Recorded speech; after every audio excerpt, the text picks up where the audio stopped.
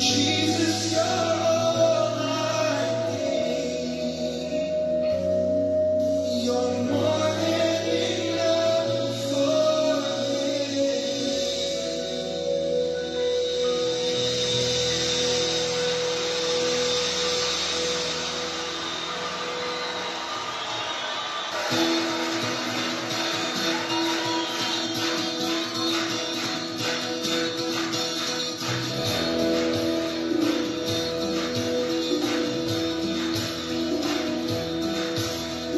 Song in my heart, a song in my soul, a song I was born to sing. It's your song of freedom. Now I'm free to dance again. I'll sing in the darkness, I'll laugh in the rain, rejoice in your love again. It's your song of freedom. Now I'm free to dance again. Your spirit brings me liberty. Your breath of life sets me free.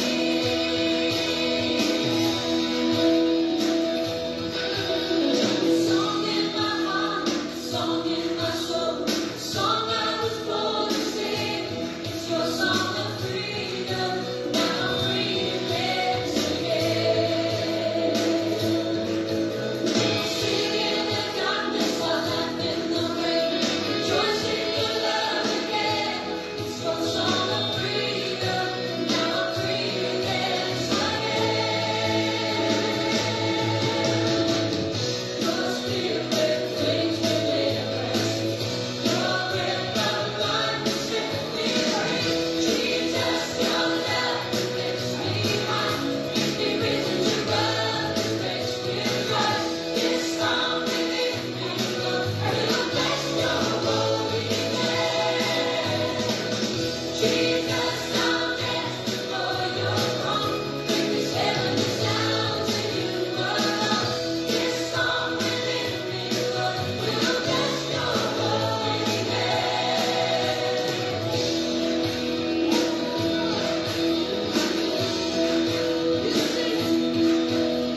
Song in my heart, song in my soul, song I was born to sing. It's your song of freedom. Now I'm free to dance again. Sing in the darkness, I'll laugh in the rain, rejoice in your love again. It's your song of freedom. Now I'm free to dance again. Your spirit brings me liberty. Your breath of life sets me free. Jesus, your love lifts me high. Gives me reason to run this race with joy. This song within me, Lord, will bless your holy name. Jesus, I'll dance before your throne. Bring this heavenly sound to you alone. This song within me, Lord, will bless your holy name. Jesus, your love lifts me high. Gives me reason to run this race with joy. This song within me, Lord, will bless your holy name. Jesus, I'll dance before your throne. Bring this heavenly sound to you alone. This song within me, Lord, will bless your holy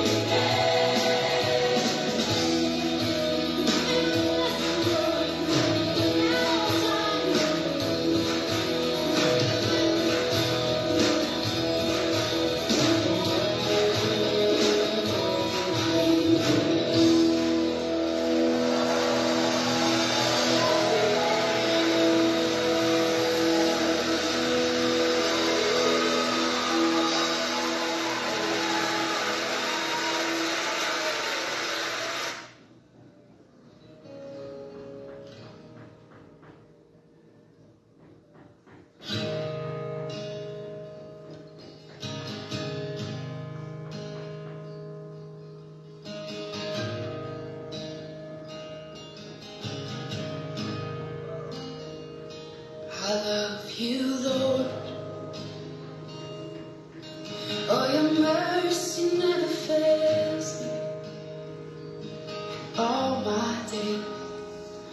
I've been held in your hand from the moment that I wake up till I lay my head. Oh, I will sing of the goodness of God. 'Cause all my life you have been faithful. And all my life you have been so, so good. With every breath that I am able, oh, I will sing of the goodness of God. I love your voice. You will lead me through the fire and in darkest night. You were close like no other. I've known you as a father. I've known you as a friend. And I have lived in the goodness of God. Yeah. And all my life you have been faithful. Oh, and all my life you have been so, so good. Every breath that I am able, oh, I will sing of the goodness of God. Yeah. Your goodness is running after, it's running after me. Your goodness is running after, it's running after me. With my life laid down, I'm surrendered now. I give you everything. Your goodness is running after, it's running after me. Your goodness is running after, it's running after me. Your goodness is running after, it's running after me. With my life laid down, I'm surrendered now. I give you everything. Your goodness is running, and it keeps running after me.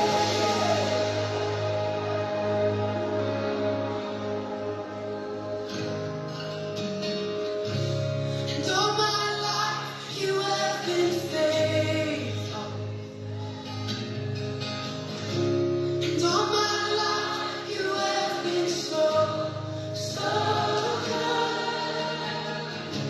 With every breath that I am able, oh, I'm gonna sing of the goodness of God. I'm gonna sing, I'm gonna sing. Oh, yes, 'cause all my life you have been faithful. And all my life you have been so, so good. With every breath that I am able, oh, I'm gonna sing of the goodness of God. I'm gonna sing of the goodness of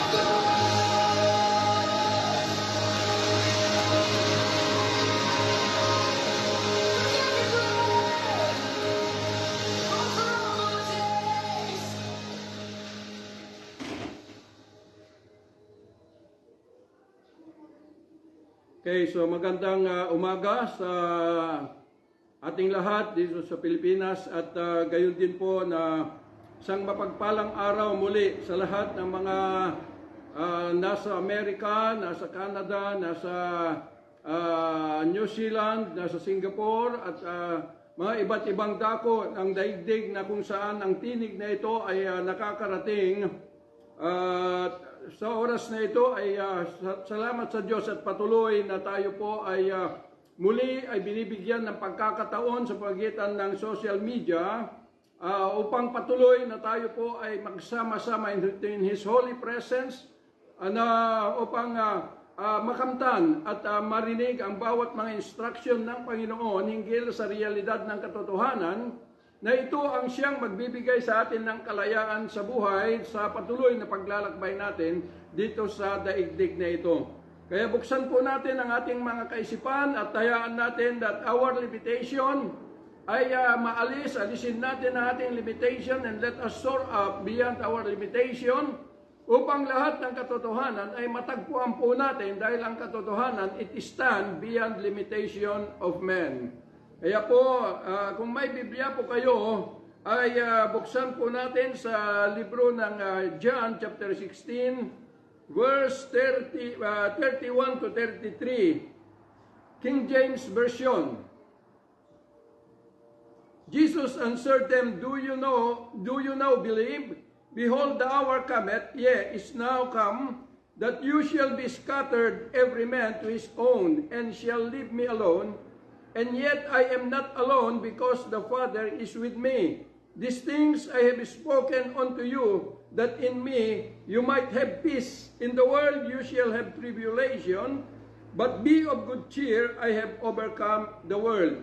Father, thank you for this scripture. I pray to continue, Lord, na alisin lahat ng mga tabing nito na nakatakip, Panginoon, sa lahat ng mga katotohanan na kailangan po na maihayag sa bawat isa sa amin, Panginoon, na ito, Diyos, ay patuloy na kaakibat ng aming mga buhay sa matagumpay na paglalakbay po namin dito sa daigdig na ito hanggang sa huling panahon, Panginoon. Salamat sa presensya ng lahat ng iyong mga heavenly host na pinamumunuan ng Angel Michael at Angel Gabriel, Panginoon, at higit sa lahat, thank you, Lord, for your holy presence, O God Almighty, at patuloy na bukas na kalangitan upang kami, Panginoon, ay malaya to stand in your holy presence all day long as one together, Lord God, in the name of Jesus, the Son of the living God. Father, we thank you. In Jesus' mighty name we pray.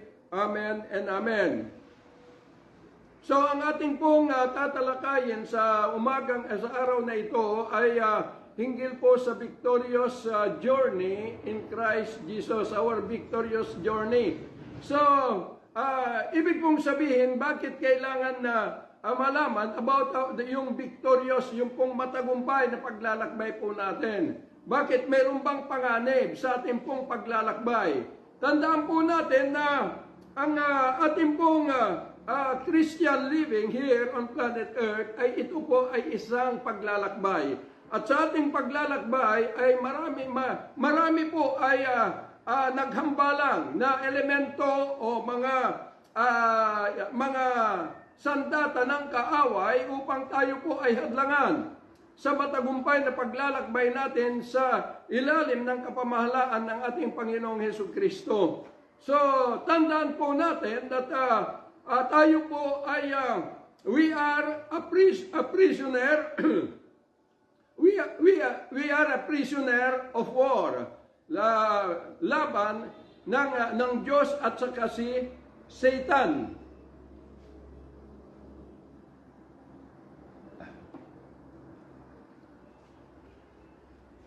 Kaya lamang sa labanan ng Diyos at ang si Satan ay walang magagawa. Si Satan sa kapangyarihan ng Diyos dahil si Satan ay nagmula sa pagiging as a created being. Noong siya pa po si Lucifer, wala siyang magagawa because God is the creator. Pero ang masaklap dito ay nagawa niyang alipinin o i-hostage ang lahat ng mga tao sa pamamagitan ng kanyang sa batas ng laman. Kaya po, tayo po ay na-hostage. Ibig sabihin, dito na po tayo ipinanganak, pero di na po tayo nakalabas sa likuran ng kaalaman natin na may Diyos na tinatawag natin na siya ay tagapagligtas, ang Panginoong Hesus, pero yung buhay na ating kinatatayuan ay ito ay isang buhay na ito ay nagpapahayag ng ikasisira ng ating buhay na Diyos. Kaya ginamit po ni Satan ang tao hanggang makonquer niya ang buong mundo. Kaya po, yun yung dahilan na kailangan natin ng Panginoong Hesus dahil po tayo ay binilanggo at binihag ni Satan through the law of sin and death, na ang physical na buhay natin ay nadamitan ng batas mula sa Kanya, na ang batas na ito ay law of sin and death, batas ng kasalanan at kamatayan. Kaya po nanganganib tayong lahat dahil bilang tayo ay nasa ilalim ng batas na ito, ay ang direksyon o destiny na ating pong patutunguhan kapag matay na ang physical na katawan na ito ay impyerno. Yun po yung original na destiny na kinasadlakan ng buong mundo sa piling sa piling ni Satan. Kaya yun yung dahilan na ang Panginoon Jesus ay pumunta upang ibukas na ang pintuan ng kalangitan, at inuulit ko, ito na po yung dispensation of grace. Pagka sinabing dispensation of grace, it's no longer a humanitarian principle of knowing the laws of God, but it is the full operation of the Spirit of God. Tanggapin man natin ito o hindi, ay talaga pong we are now in the dispensation wherein the Spirit of God ay siya na po ang magmumobilize sa buhay ng tao through demonstration of power, of spirit and power. Kaya po, kung titingnan po natin na yung pagpunta niya ay upang palitan yung batas na ito, ay kumukupkup sa atin yung law of sin and death na nakadamit sa ating physical na buhay, na dito na po nabilanggo ang ating kaluluwa. Kung sabihin kong kaluluwa, tayo po yun. Dahil yung kaluluwa kailanman walang kamatayan. Palitan niya ng buhay. Kaya makikita po ninyo doon sa Romans chapter 6, verse 23, na ang sabi po roon ay the wages of sin is death, but the gift of God is eternal life in Christ Jesus. So, ibig kong sabihin, dito ay ang layunin na niya ay upang lahat na ng mga tao na ito ay nagnanais na isuko ang kanilang mga sarili sa ating Panginoong Hesus, ay mabibigyan siya ng buhay, which is the grace of God. So, doon sa cross ng Kalbaryo, yung kanyang pagpunta ay dito na niya ipinakita yung kanyang tagumpay, na yung sinabi niya sa kanyang bayan, na ang sabi niya, in the world you shall have tribulation, but be of good cheer, I have overcome the world. So, dito sa mundong ito ay marami pong mga pagsubok, mga tribulation, iba't ibang mga pagsubok na kinakaharap natin sa patuloy na paglalakbay natin hanggang sa pagdating ng end of all things. Kaya nga, ang sabi ng Panginoon sa kanyang bayan, na bagamat ito ay ito ang kinakaharap, kahit na mag-take place ang dispensation of grace, ay merong maraming mga tribulation na ito ay magaganap sa daigdig na ito. Pero ang sabi ng Panginoon, ang sabi niya, be of good cheer, I have overcome the world. Bakit? Dahil yung pong tribulation, ang kanya lamang maaaring sirain ay ang physical na buhay natin. Na ito, kahit na anong gawin natin, mamamatay at mamamatay. Kaya nga dito sa daigdig na ito, yung labanan dito sa daigdig na ito ay nagbabarilan, nagpapatayan. At yun pong pinapatay at binabaril ng bawat isa ay yung physical na katawan na kahit hindi mabaril, kahit na hindi ito pinapatay, mamamatay at mamamatay yan. Bakit? Dahil ang physical na katawan ay ito ay nagiging mortal na. Pagkatapos na nahulog ang ating ninuno sa pain ni Satan, supposed to be, kung hindi nahulog, ang physical na katawan natin is immortal. Kaya lang, nung nahulog, naging mortal na ito. Kaya makikita natin na ito na yung pinapatay. Kaya makikita ninyo, pagka namatay ng physical na katawan, pupunta na sa destiny ang kaluluwa. Immediately. Kaya nga yung mga pumapatay kahit mahabang panahon at namatay din na hindi niya nailipat ang kanyang kaluluwa kay Kristo Jesus, ay magkita-kita pa rin sila doon sa impyerno. Doon pa rin sila magtagpo-tagpo. Ang nawala lamang ang yung physical na katawan na ito'y nakurap dahil sa kasalanan. Kaya meron isang nung pumunta po kami doon sa Talugtog, Nueva Ecija, at nagkaroon po ako kami ng evangelistic campaign. Nung taon na yon ay maraming mga militar na nandun po, nagbabantay, at habang nandun ako, naririnig ko yung usapan ng mga sundalo. Nang sabi yung isa, sabi niya, si Pablo nga, marami siyang napatay. So ibig kong sabihin, na sila rin bilang sundalo, ay ganun na lang na meron silang kalayaan o authority na pumatay. Dahil si Pablo, marami siyang pinatay. Yun yung mga usapan nila. So, yung kanilang authority is through the law of the land. Kaya nung tumayo po ako at nagsalita, ang sabi ko po ay hindi natin pwedeng ihambing yung mga pagpatay dito sa daigdig na ito na dahil sa batas ay maraming pinapatay dahil sa lumalabag sa batas kaysa doon sa ginawa ni Pablo. Dahil yung ginawa ni Pablo, yung mga pinatay niya, lahat ay napunta sa langit. Dahil sila po ay mga Kristiyanong tunay. Yun po yung sinabi ko. Pero yung pinapatay dito sa lupa, dahil doon sa batas ng lupa, sabi ko, ay sa impyerno po napupunta. At darating ang panahon, sabi ko, na yung mga pumapatay na hindi nakalipat kay Jesus, ay magkita-kita at magtagpo-tagpo rin sila doon sa impyerno at magsama-sama sila sa walang hanggang pagdurusa. Yun po yung sinabi ko at alam nyo po yung nagsabi na sundalo, nakita ko umiiyak doon sa likod.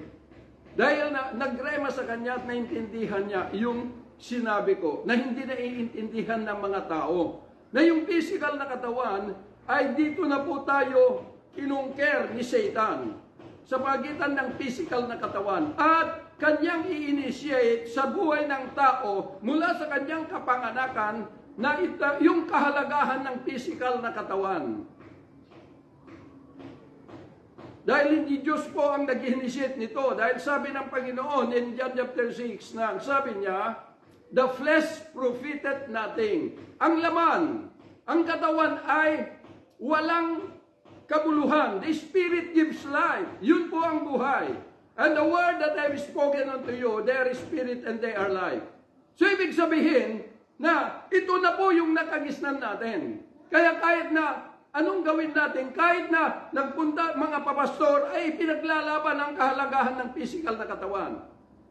Pero ang physical na katawan ay marapat lamang na dapat isuko sa ating Panginoong Hesus at siya ang magbibigay kahalagahan niyan dahil ito ang nakatakda sa daigdig na ito hanggang ito'y tinatapos niya, yung mission niya in the dispensation of grace ay gagamitin niya ang ating physical na katawan as His tabernacle o dwelling place, temporary dwelling place here on planet Earth. Yun po, kaya po makikita natin mga minamahal na mga kapatid na mula doon sa paglilingkod natin kay Satan, maaaring sabihin natin, Pastor, hindi ako naglingkod kay Satan. Oo, dahil hindi mo kilala siya. Dahil ang sabi ng Panginoon, dumating siya parang magnanakaw, hindi dumaan sa pintuan, kundi siya ay dumating na hindi nagpakilala ni Numan. Kaya tao sa tao, yung kanyang hinostes, nandoon na nagbabatuhan, na di natin alam na siya ang author ng lahat ng kasamaan, na ito ay naidamit o na-inhabit sa buhay ng tao. Kaya po, habang tayo po ay nabubuhay dito sa daigdig, at tayo po ay naglilingkod sa ating physical na buhay, at dito natin tinitingnan ang pag-asa, tinitingnan ang physical na buhay na napakahalaga. Tayo po ay naglilingkod kay Satan at hindi sa Diyos naglilingkod. Dahil ang area ng ating buhay na kung saan ay sinaklaw ni Satan, upang malaya siya na kumilos sa buhay po natin, upang panatiliin ang ating kaluluwa na nakabartulina sa loob ng katawan na ito na dinamitan ni Satan ng batas ng kasalanan at kamatayan, ay yung karnal na kaisipan. Lagi kong binabanggit ito dahil kailangan maunawaan po natin na ang karnal na kaisipan, kahit na magbasa ka ng Biblia, kahit na basahin mo ng basahin ng Biblia, hanggat di mo natatagpuan ang buhay na Kristo, ay hindi ka kabahagi sa kanyang kaharian. Kaya nga, makikita natin na nung pumunta po siya rito, nang sabi, the gift of God is eternal life. Ibig sabihin na from Satan's, bilang naging master natin, kinakailangan makalipat tayo sa Kanya upang si Jesus na ang ating master. So, bago magiging master mo si Satan, ay kinakailangan na matanggap mo o makapasok sa iyong buhay upang maidamit niya, maibigay niya sa iyo yung Espiritu na galing sa Kanya, which is the grace of God, upang ikaw ay magiging spiritual na tao. So, ibig kong sabihin, ito na yung life, ito na yung buhay. Yung grace of God ay ito na po, yung regalo ng Diyos na magdadala sa iyo sa eternal life. Ito yung pag-ibig ng Diyos. At hanggat hindi mo natatagpuan, mabasa mo at may memorize from Genesis to Revelation, ay walang saysay. Dahil yung pagbasa ng Biblia ay kinakailangan, gaya ng sinabi ng Panginoon, sinasaliksik ninyo, John chapter 5 verse 39 and 40, ang kasulatan, dahil dito naniniwala kayo na mayroon kayong buhay na walang hanggan at totoo, dahil ito ay nagpapatunay sa akin. This testify of me. Pero verse 40, di naman kayo pumunta sa akin, di naman ninyo ako hinanap upang magkaroon kayo ng buhay. So maging sa atin ngayon, hanggat di natin natatagpuan siya, the risen Christ, upang mabago yung batas na kumupkup sa ating buhay, na law of sin and death, ay mapalitan ng spirit the spirit of life in Christ Jesus. Hindi kailanman magkakaroon ng pagiging spiritual na tao. Since God is Spirit, kinakailangan tayo po must transform into a spiritual man. Hindi po carnal man. Si Satan ang gumawa noon na tayo po ay naging carnal. Kaya, paano tayo magiging matagumpay sa ating pong paglalakbay dito sa daigdig na ito? Sabi ng Panginoon, you cannot serve two masters. It's either, sabi niya, iwanan mo yung isa at lumipat ka ng ganap sa isa. Pero kung hindi mo maiwan yung isa, huwag mo nang hanapin pa yung isa. Manatili ka na sa Kanya. So yun yung sinasabi ng Panginoon. So ibig pong sabihin na kung tayo po ay nakay Kristo, tayo ay nakalipat at natagpuan natin siya upang matagumpay yung paglalakbay natin sa daigdig na ito hanggang sa huling panahon. Kailangan we must realize that kung sino ang ating pinaglilingkuran. It is Satan through the law of the flesh. It is Jesus through the law of the Spirit, or both serving two master. Yun po ang kailangan una na ma-realize po natin. Dahil po tandaan po natin na maraming pumupunta sa kapilya. Marami ang nagpapahayag. Pero, napakarami ang tumatayo na sasabihin ang kaligtasan ng Panginoong Hesus. Pero kung titingnan mo yung kanilang piniraraanan, yung kanilang paglalakbay, yung kanilang pag-uugali, yung kanilang pag-iisip, ay hindi nila na-realize that they are serving two master. At ang Diyos natin ay Diyos na mapanibughuin. Kaya kinakailangan ma-realize po natin, are you serving Jesus alone or you are serving two master? Kapag hindi mo alam kung what is the deeds of darkness, hindi mo makikilala ang iyong sarili, that you are still compromising in the kingdom of Satan. Unaware tayo. Bakit? Walang realization. Dahil tandaan po natin, kung tayo po ay lumipat kay Jesus, 100% ng sabi ng Panginoon, fix your eyes onto Jesus, because He is the author and finisher of your faith. So, ibig kong sabihin, once na natanggap mo the grace of God, then doon pa lamang mag-i-start ang tunay na pananampalataya for you to mobilize through that faith, fulfilling the will of God, to live in His will. Yun po yung dahilan ng pananampalataya. Pero maraming gumagamit ng pananampalataya sa material na bagay. Hindi po. Dahil yung pananampalataya is ibinigay in order na ito ay magdala sa kaluluwa ng tao to be saved, na makalaya mula doon sa Bartolina.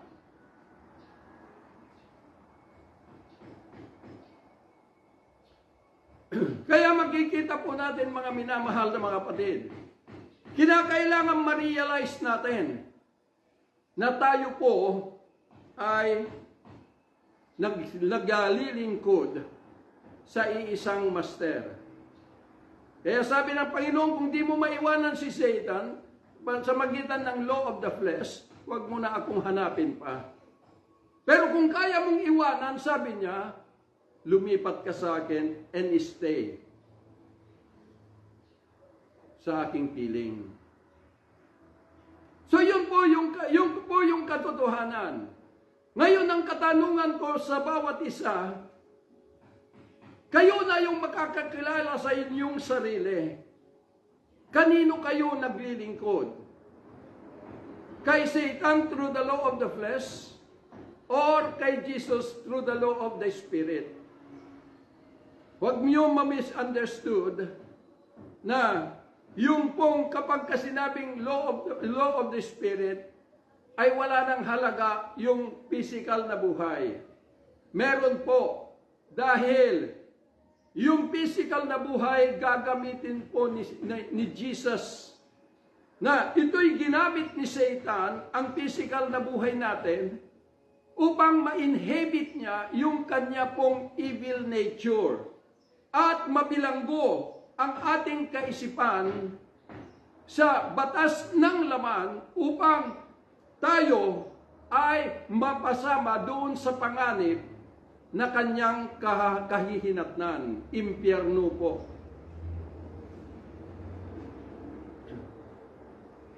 Kaya po kailangan ma-realize po natin. Pangalawa, kailangan ma-realize po natin that na kung tayo po ay naglilingkod kay Jesus, we are after doon sa kanyang tinig. Men shall not live by bread alone, but by every word that proceeded out from the mouth of God. Ibig pong sabihin, gaya ng sinasabi ko sa kongregasyon, na sasabihin nila kasi, makinig ka sa salita ng Diyos. Kahit na yung mga nangangaral doon sa tabi ng daan, sasabihin, ito ang salita ng Diyos. Pero tandaan po ninyo, maraming nagsasabi na yung Biblia ay salita ng Diyos. It is a written word of God. Gaya ng sinabi ko, na kung ito, yung pagkikinggan mo, kaya marami, may mga audio, pinapakinggan na lang, pero sasabihin, pinapakinggan ang salita ng Diyos, mga kapatid.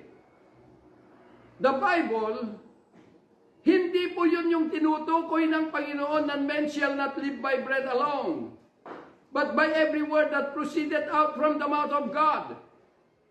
Dahil kung yung Biblia ang tinig ng Panginoon, ang salita, na kung binanggit niya ito 1,000 years ago,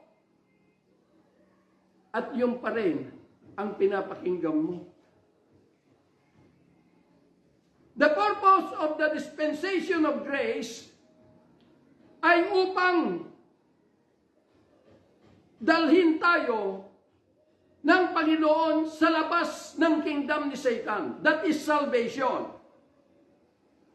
In order na siya po ay mai-indwell niya yung kanyang living presence in our mortal being. Kaya nga kung nakaupo, He enthroned Himself in our mortal being. Kung gaano kalayo yung kaibigan mo, naririnig mo siya. Si Jesus being a risen na buhay na Diyos, na umuupo sa iyong katawan, di mo maririnig. Only because you are not serving Him, but you are serving Satan. Nakapokus tayo doon sa kingdom ni Satan, wherein dito niya in-execute yung pong kahalagahan ng physical na buhay. Pero kahit na anong gawin natin, inuulit ko po sa inyo, na may sakit man yung physical na katawan o wala, mamamatay at mamamatayan because that is now, yun na po yung kanyang kalikasan. But the soul na nandyan sa loob at hindi nakalabas sa Bartolina na yan, kapag namatay yung katawan na yan sa impyerno ka na pupunta. Yun po ang katotohanan. Kaya po kinakailangan na we need to desire, since Jesus Christ came, upang tayo po ay palayain mula sa katawan na ito, at siya na yung maghari at papalitan niya that evil nature that Satan has kanyang ininhabit sa atin, ay papalitan na ni Jesus Christ, the risen Christ, through His Spirit na idadamit sa atin, ng buhay na ito'y maging papuri sa Kanya. So that all the days of our life will serve Him day and night, all the days of our life. Yun po ang katotohanan. Kaya kailangan matutunan po natin na kilalanin ang ating sarili kung saan tayo nakatayo. In the presence of Satan or in the presence of God. Yun po yung kailangan. At kinakailangan ma-realize po natin that it is no longer na yung karunungan, dahil nung sinabi ng Panginoon, it is finished, tapos na. Yung pong karunungan, yung pong kaalaman, yung pong mga bagay na katuruan mula sa banal na kasulatan ay tapos na.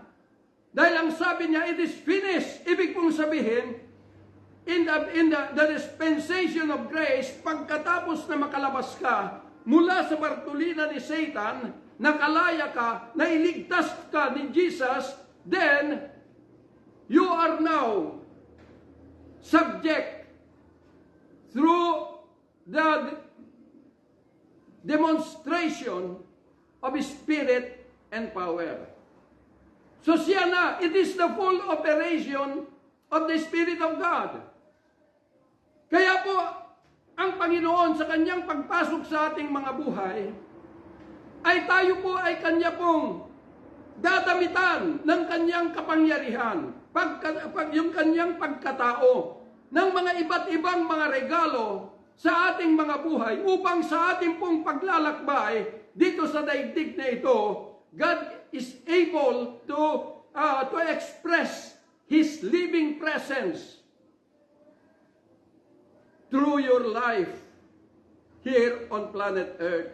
Hindi po doon sa kaalaman mo, hindi po doon sa naituro sa iyo, hindi po doon sa natutunan mo, kundi yung nagaganap sa buhay mo in the presence of Jesus Christ, the risen Christ.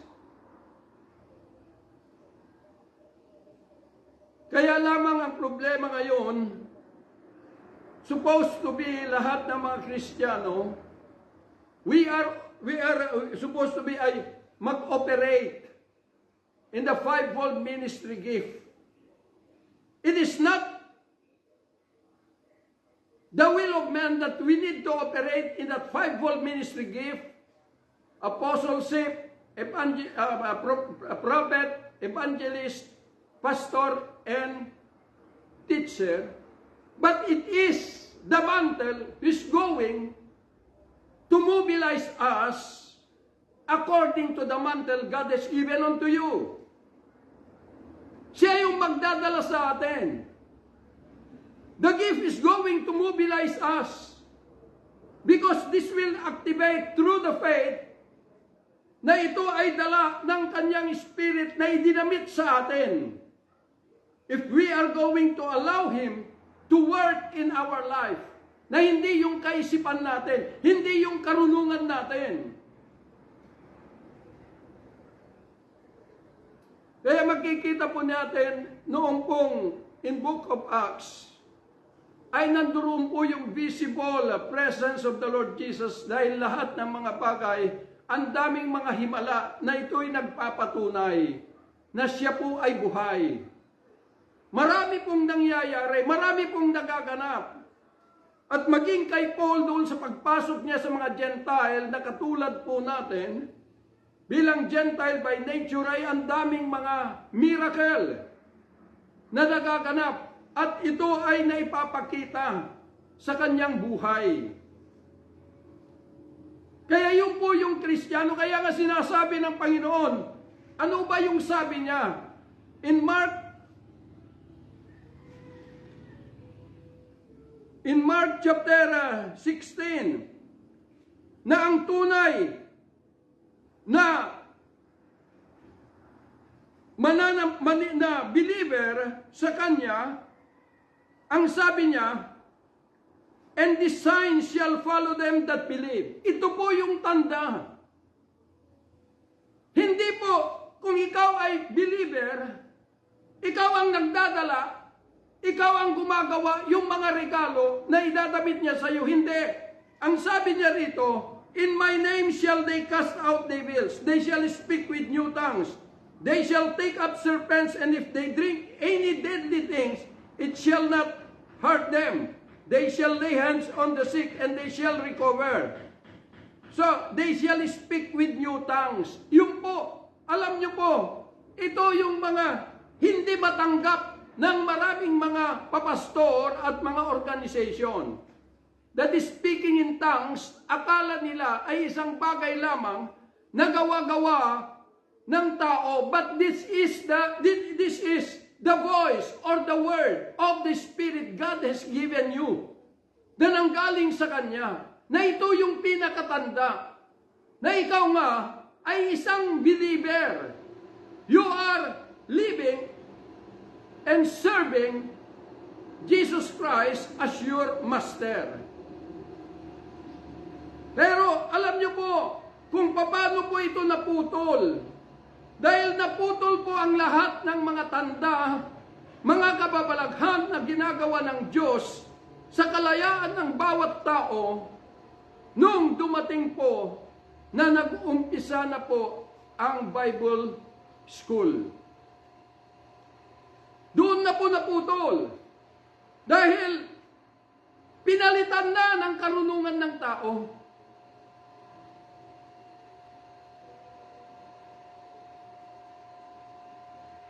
Akalain po ninyo from the book of Acts, after the death of Jesus Christ and His resurrection, that is about 33 AD. Yung AD po is Anno Domini, ibig sabihin, is the year of the Lord. 33 AD. At si Paul ay naglingkod in the power of God, nakasama sila Peter, at namatay si Paul in the year 65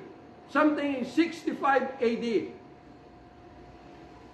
Pero nagpatuloy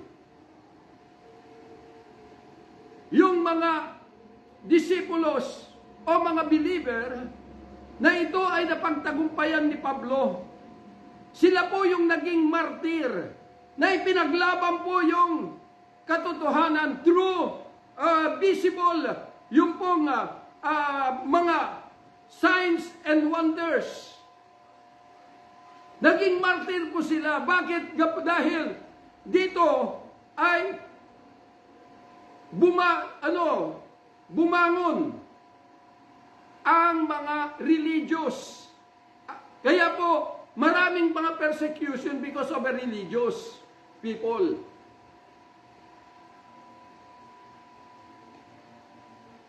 Kailan lang ba nag-originate ang mga bagay na ginagawa sa mundo, mga religion?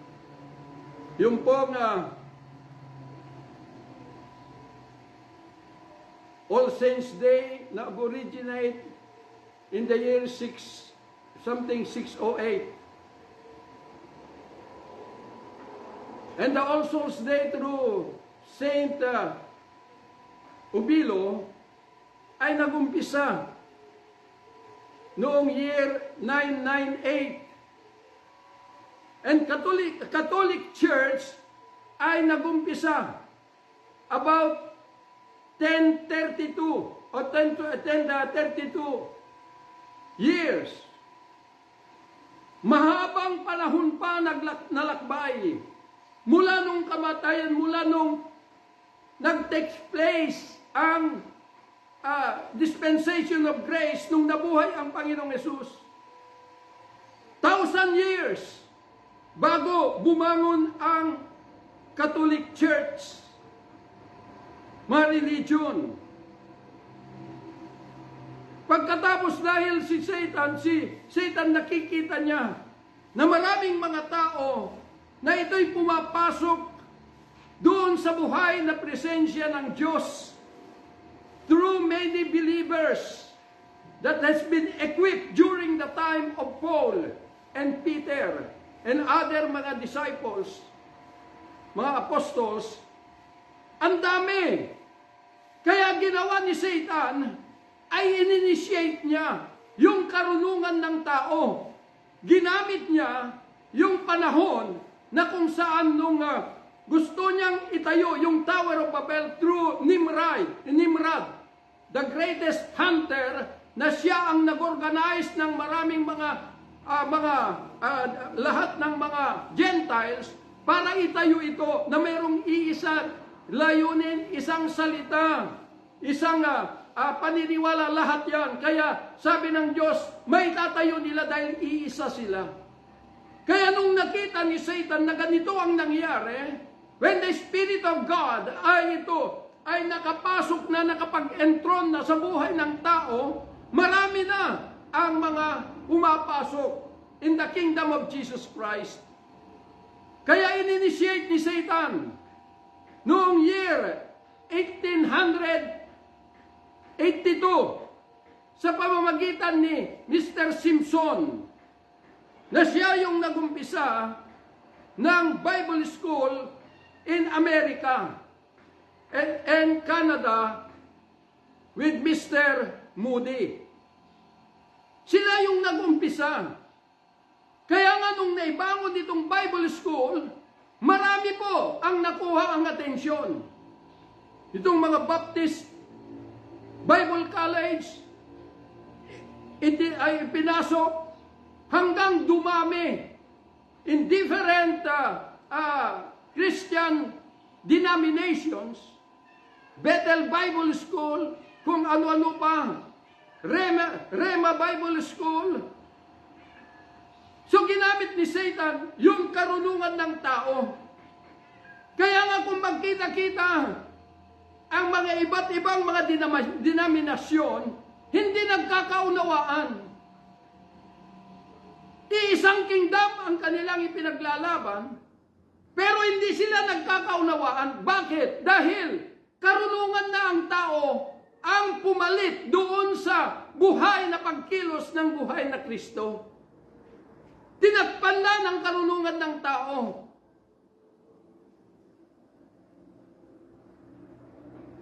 At lalo pong nanganib ang buong sanlibutan because of Bible School.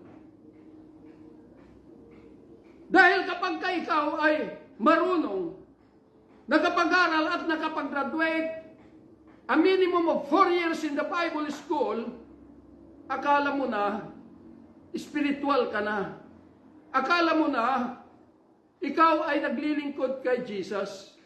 Pero tandaan po natin na kahit na napag-aralan mo lahat yung Bible, yung nilalaman ng Biblia, until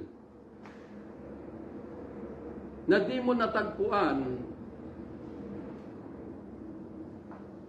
hanggat di mo natagpuan the risen Christ at makapasok sa buhay mo at maidamit sa iyo the Spirit na galing sa Kanya na ito ang pinakapuso mo, you remain carnal and never become spiritual. Kaya yun yung sumira. Nagtagumpay si Satan. Kaya bawat mga tao ngayon na kumikilos na dinudugtong ito doon sa Book of Acts, kung paano kumikilos ang Diyos sa pamamagitan nila, Apostle Paul at mga babang mga apostoles, ay sinisira, pine-persecute. Kaya yun yung dahilan na sinabi ng Panginoong Hesus, darating ang panahon that there will be hatred, betrayal to one another. Dahil ang maglalaban dito, bago dumating yung end of all things, ay mga tao na ito ay marurunong laban sa mga buhay na karanasan in the living, doon sa buhay na Diyos. Carnal versus experience. Kambing versus tupa. Kaya nga sabi ng Panginoon na pagdating ng anak ng tao, Matthew chapter 25, bababa in His glory with His holy angels to enthrone Himself in the throne of His glory. And then sabi niya, titipunin niya ang lahat. Ihiwalay niya yung mga kambing sa mga tupa. At ilalagay niya yung mga tupa sa kanyang kanang kamay. At sa kaliwang kamay yung mga kambing at sasabihin, doon kayo sa lugar na kung saan ay may nagngangalit na ipin. Ito na po yung mga Kristiyano, traditional Christian, na nahubog sa pamagitan ng karunungan ng tao. Bakit? Dahil they did not receive the presence of the risen Christ. They did not receive the grace of God, which is the Spirit from God. Pero ang natanggap nila, yung kaalaman concerning the Bible. Bible study ay ito, yung pag-aaral, study of the Bible itself. Kaya nga yung mga naunang pahayag ko, pag-aaral, sabi ko kung nabasa mo ang buong Biblia, nakita mo ba na nung dumating itong dispensation of grace, ay naabulis na bago mag-take place about the dispensation of grace, ay kinakailangan maabulis the existing law, which is the law of Moses. Because the Bible says, Christ is the end of the law. So hindi na kailangan nito. Ang kailangan na ngayon is the voice that proceeded out from the mouth of God. Kapag ito ay nakapag-entron na sa iyo, kapag ito'y kapiling mo, maririnig mo na siya. Hindi ka na maliligaw. At ito na yung magdadala sa iyo upang maging matagumpay ka sa iyong paglalakbay sa daigdig na ito hanggang sa huling panahon. And through the presence of the Spirit of God, dito mo na marirealize the works of the devil.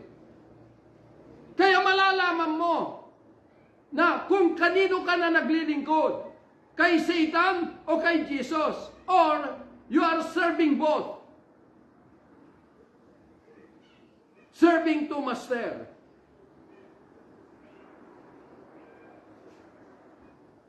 Kaya po mga minamahal na mga kapatid, napakahalaga na tayo po ay magkaroon ng realization concerning yung pong kinatatayuan natin kung saan na tayo naglilingkod. Para maging tagumpay ang ating paglalakbay. At inuulit ko po, it is not what you learn in the Bible school na ito ay maipakita mo that you are already saved, that you are serving Christ. No. It is when you surrender your whole being to Christ. Ibig pong sabihin, when you surrender yourself to Christ, you consider yourself as good as dead. Para meron siyang pagkakataon, malaya, na pagganap sa iyong buhay to turn you into the praises of God through His Spirit. Kaya, makikita po natin ang karunungan ng tao. Laging sinasabi, tayo ay magpuri sa Diyos, hallelujah, tayo ay sumamba sa Diyos. Tandaan po ninyo, yun po ay tinig ng karunungan ng tao na impluwensyahan sa karnal na pag-iisip. Dahil kailanman tayo po bilang Gentile by nature, hindi tayo tinawag ng Diyos para magpuri sa Kanya. Kundi upang tayo po ay matransform into His nature in order na tayo ay maging papuri sa Kanya. Ibig sabihin kung umawit ka, buhay mo. Hindi maaari na umaawit ka pero yung buhay mo lihis doon sa inaawit mo.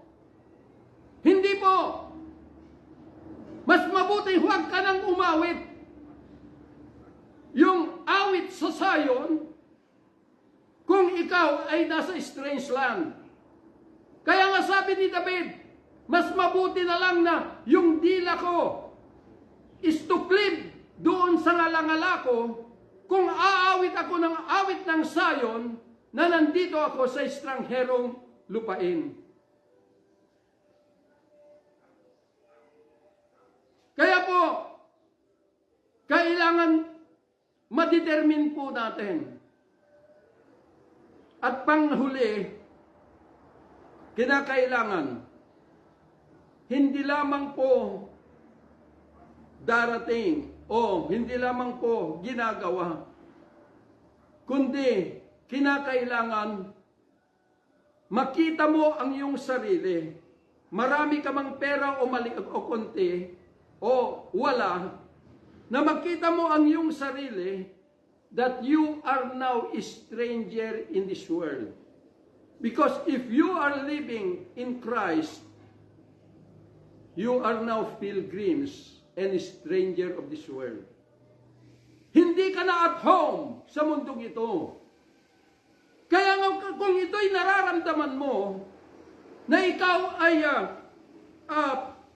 strangers in this world, just waiting for the day na ito ay darating ang Panginoong Hesus in order to call us doon sa kalangitan. So yun po yung hinihintay natin. We are not groaning for concerning the life or the things that we need in this world, but we are groaning, waiting for His coming. Because we are a stranger. Kapag di mo naramdaman yan, kapatid, still you do not know that you are serving to Master. Kailangan darating sa ating buhay na makita natin kahit na nasa Saudi Arabia, nung nandun po ako sa Saudi Arabia, actually po, nung nandun po ako, ay estranghero po ako doon.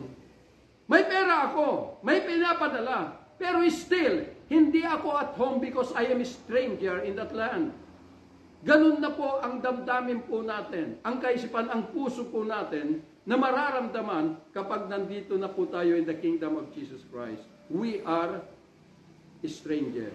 At tandaan po ninyo, once we belong to Christ, then there is an automatic reaction na mararamdaman mo about His love. Hindi na kailangan, Panginoon, ang iyong pag-ibig mo, hallelujah, because God has commended His love unto you. Ibig sabihin, ipinagkatiwala na sa iyo ang pag-ibig niya. Nasa sa atin na magtrabaho. That is why we are serving Christ, because tayo po ay dinadala po natin, iniingatan po natin ang kanyang pag-ibig. And there is an automatic reaction of joy. At hindi mo nahahanapin pa ang happiness. Hindi na kailangan pupunta ka kung saan-saan lugar, sa mga mall o ano pa man para masiyahan ka. Kundi, it is enough. The joy that na ito'y nakadamit sa iyo in the presence of the risen Christ. Kaya po mga minamahal na mga kapatid, ang dami pong nananalangin, Panginoon, pag-isahin mo kami, kapatid. Mali po yung panalangin mo. Dahil yun po yung panalangin ng Panginoong Hesus, na tayo po ay maging isa, gaya ng Panginoong Hesus at sa kanyang Ama ay iisa. Hindi po kailangan na dahilingin po sa Panginoon because that is our decision. After we receive our Lord and Savior Jesus Christ, there is an automatic reaction na ito ay hindi na tayo iba sa isa't isa. We are one together. Na ito yung fulfillment ng pangalawang batas, to love your neighbor as you love yourself. Automatic yun, kapatid. Kaya nga kung hindi mo nararamdaman ito, still, you are not yet a stranger in this world. Kaya nga kapag ito'y naramdaman mo, at ito'y dumating na sa'yo, whatever happened in this world, gaya ng sinabi ng Panginoon sa kanyang bayan, there are, sabi niya,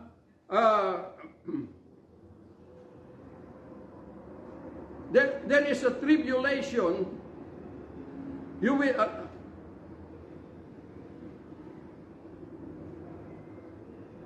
ang sabi po niya rito, that in me you might have peace. In the world you shall have tribulation, but be of good cheer. I have overcome the world. So gaya ng sinabi ko, ano pang kinatatakutan mo? Tribulation or whatever happen in this world, giyera o ano pa man, ang napapatay lang yan ay yung physical na buhay na ito kahit walang tribulation, mamamatay at mamamatay pupunta sa impyerno. Ay pupunta sa lupa. Pero yung sabi ng Panginoon na pagtagumpayan ko na, malaya na tayong humakbang, malaya na tayong pumasok sa ating Panginoong Hesus upang siya ang paglingkuran natin.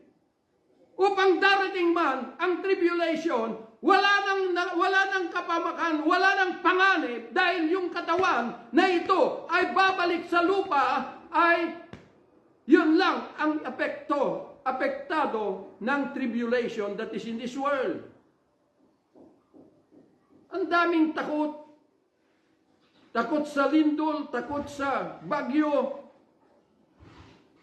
takot sa tsunami. Hindi ka na dapat matakot. Dahil ang lahat ng mga bagay na ito, yung physical na katawan lang ang kanyang sinisira. At kung ang Panginoong Hesus ay inalaw niya na maganap ito bilang ikaw ay tabernakulo, then magbunyi ka dahil ito na yung pag-departure mo na pupunta sa napakagandang syudad na iprinipere niya. Kaya yun yung sabi niya sa kanyang bayan, huwag na kayong matakot, be of good cheer. Marami kayong mararanasan dito. Pero physical na katawan lang, yung kaluluwa ninyo, tagumpay na ako. Lumakbang na kayo. Pumasok na kayo sa aking buhay. Yun yung sinasabi ng Panginoon. Pero ang problema, binabasa natin ang Biblia, itinuturo natin sa mga tao. Nagtuturo tayo ng kasaysayan ng Diyos. Itinuturo natin ang Panginoong Hesus bilang kaligtasan, pero walang buhay na karanasan. Yun po yung problema. Kaya mga minamahal na mga kapatid, kailangan, you need to realize kung saan ka nakatayo ngayon. Dahil ang panahon ay palapit na palapit na. Ang daigdig ay pasama ng pasama, hindi na pabuti ng pabuti. Pero ang mahalaga rito, nakalabas ka na mula sa bartulina ni Satanas. Kahit na anong mangyari sa daigdig na ito, ay mangyayari for the destruction of Satan and his cohorts at sa lahat ng mga kaluluwa na ayaw tumalima sa panawagan ng ating Panginoong Hesus. Magandang araw po sa inyong lahat at purihin po ang Panginoon. Mahal ko kayong lahat. Kaya ko po ibinubukas ito, hindi upang saktan ang inyong mga damdamin, kundi upang i-expose ang trabaho ng demonyo for your para magkaroon ka ng tamang desisyon sa buhay. Father, we thank you for this scripture, for this day, Lord, that you have given unto us. Lord God, na alam ko at nananalig po ako na lahat kami, Panginoon, ay magtatagumpay sa amin pong paglalakbay sa daigdig na ito hanggang sa huling panahon. Because as we continue, Lord, our journey in your holy presence, we cleave unto you, Lord God Almighty, that the power of darkness ay wala na pong puwang na ito, Diyos, ay salingin pa kami, bagkos kami ay mananatiling ligtas, Panginoon, from every plan of Satan na kami ay ibagsak. Salamat po because as we continue to sit at your right hand, O God Almighty, then far above principalities, rulers, and powers of darkness, we are seated at the right hand of God. Father, we thank you for this day. Thank you, Lord, at patuloy na bukas na kalangitan, and I pray your unconditional favor shall fall and abide each and every one of us. In Jesus' mighty name we pray. Amen and amen.